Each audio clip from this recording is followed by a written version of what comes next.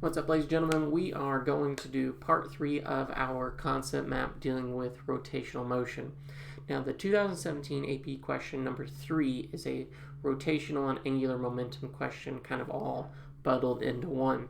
This is a great question looking at objects being spun rather than already spinning, and then unpacking some of those crazy variables. So the first thing I'm going to do is, if you haven't seen this question yet, you can pause the video right here, see the first bit of it, and then here is the second part of the question, kind of right here. And so I want you to go ahead and read through the whole question. If not, then it might be I'm going to go through some things that you may not have seen in the question, but I'm ready to go ahead and get started. So the first thing that we notice is that the total distance of this bar is going to be represented by the letter D, and that it has a rotational inertia of I. So I of the rod is just going to be I. This will come in play much later in the question, but we will see it nonetheless. All right, so suppose the rod is much more massive than the disc. That is kind of just a red herring of a question. We're just saying that this disc has a substantial amount of mass, and that is going to follow what you've learned about rotational motion.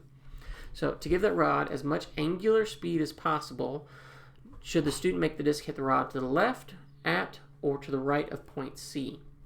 Well, what we're going to say is we're looking at what is going to cause you to have the highest, angular velocity.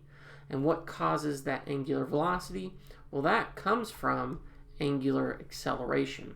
So what's going to cause to have a high angular acceleration? And that would be torque. And where do we get that? So torque net equals I alpha. And so the larger angular acceleration we get, the better, the faster we're going, or the faster we're speeding up. And so we have to increase this torque. So what causes a torque about that moment? And that is the bar colliding. So how do you calculate torque net? Well, that would be the torque from the disc hitting, and so that would be force of the disc hitting and the radius and how far away it hits it. It does a hit at 90, so sine theta just disappears. And so how do we increase, what are we talking about here? Well, we're talking about this radius of the disc. We want to increase that and make it as large as possible to increase the torque, which increases the acceleration, which increases your speed. So to the right of C, and so let's briefly explain without manipulating equations. So here in a very just well-written sentence, I would say a larger torque provided when disc hits left and right of C.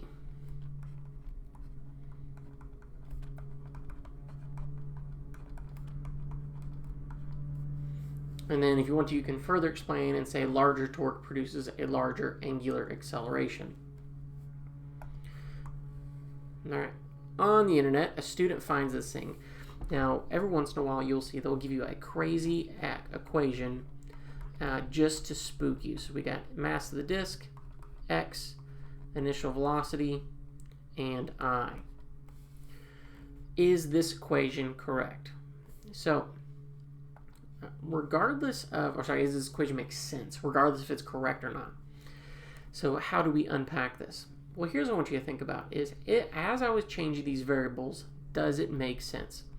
So if I were to increase the mass of the disc hitting that bar, would it cause the angular velocity to increase? And that makes sense, that checks out. If we increase how far away, does it also increase angular velocity? Yes, and that also checks out. And if the disc was flying faster, would that increase angular velocity? And that is all true. So everything on the denominator, if we increased it, does it increase angular velocity? And those are true.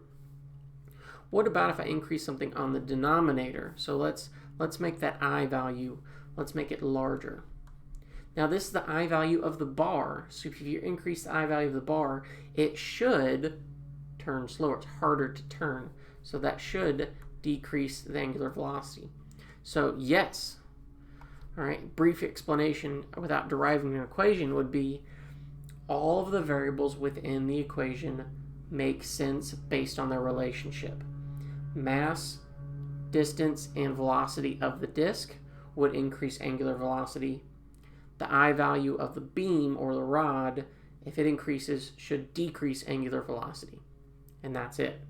We didn't look to see if this was correct. We didn't do any derivations. We didn't do anything like that. We were just unpacking what that equation looks like. Now this one is, part C, how can you tell that the equation is not plausible? So they already told you in part C, this doesn't work. Why does it not work? And what I don't want you to get in the habit of doing is seeing an equation and be like, there's no way this should be d to the fourth. There are potentials where your exponents on some of these derivations can get up to the fourth, but that's not the correct physics way to think about it. So let's talk about it in the same way we just did in the other one. We got the I value of the beam, we've got distance, initial velocity, mass of the disk, and d to the fourth. So if I were to change these variables, does this make sense? So let's do in blue on the variables that do make sense. If you increase how far it is and the velocity of the disk, does that make sense in increasing it? Well, yes. But what about if we increase the mass of the disk? If I increase the mass of the disk, well, that should actually increase angular velocity, but here what it's saying is going to decrease. And what happens if I were to increase I value? Well, that means that would say that this angular velocity would then be increasing as well again. And so you run into a problem as that a couple of your variables in here don't make sense. They do not obey the relationships that they should.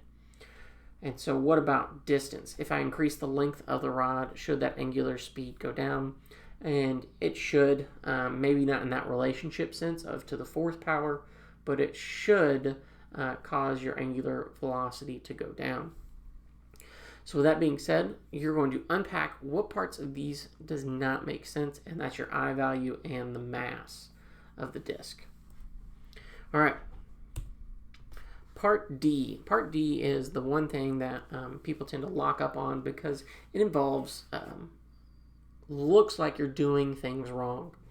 So when it comes to an angular velocity collision, or just an angular collision, we're always going to start with if there's no net torque. So if net torque equals 0, then that means we know angular momentum is conserved. You could say angular momentum before, after, not, L. I always stick with before and after just because that helps us keep things straight.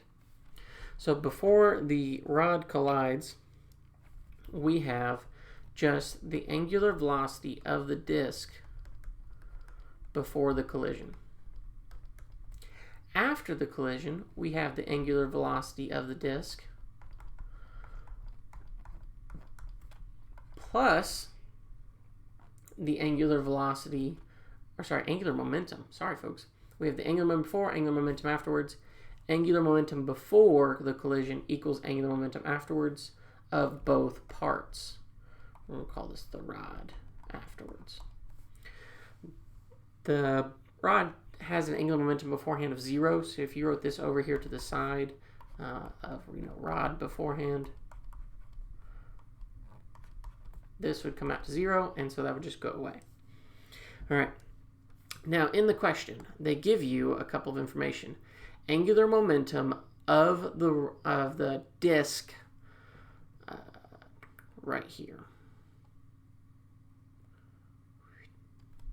So they say this is going to be mass of the disk, initial velocity, x.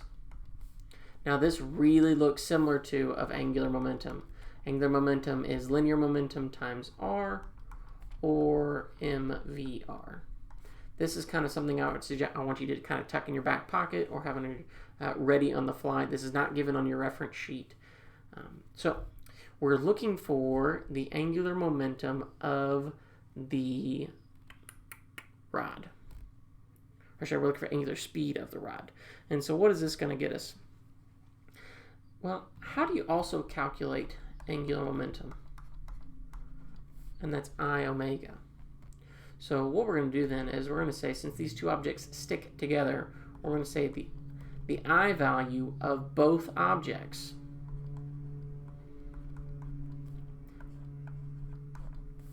because they're both going to be spinning at the same speed.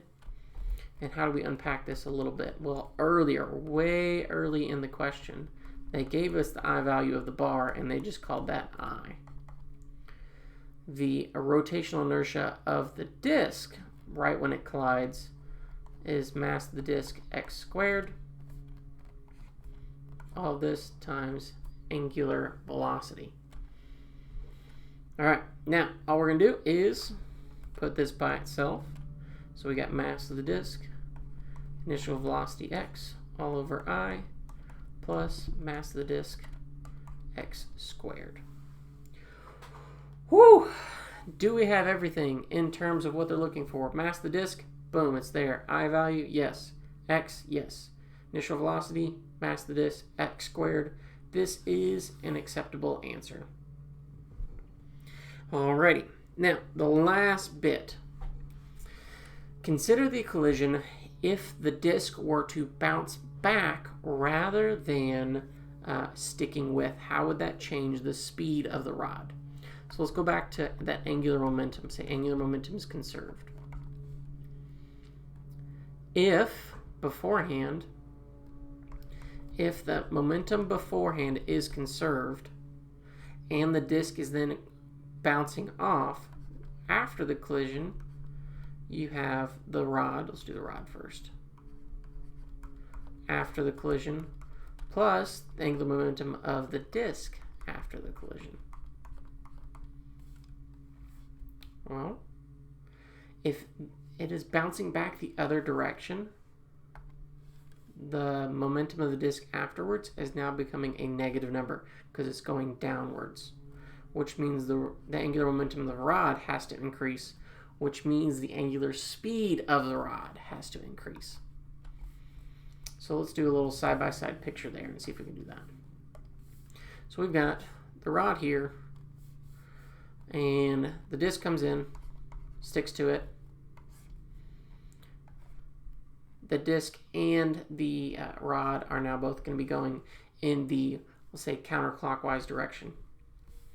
However, if it bounces off rather than sticks, so we're both starting here, this bar is going to be going to the clockwise, but the ball is going to be going, the bar is going to be going counterclockwise, the ball is going to be going clockwise, meaning that in order for the momentum to be conserved, the angular speed of this has to increase. It has to be going faster.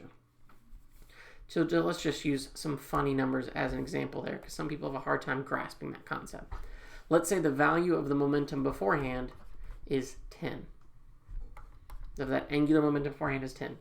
After these two collide, let's say the bar has 7 and the ball has 3. Because they're both going in the counterclockwise direction, we'll count it all positive. Let's say before this collision, the disk has an angular momentum of 10. Now, since this is going downwards, that ball has some sort of negative value. Well, what does the bar have to do in order to compensate it? It has to increase in value.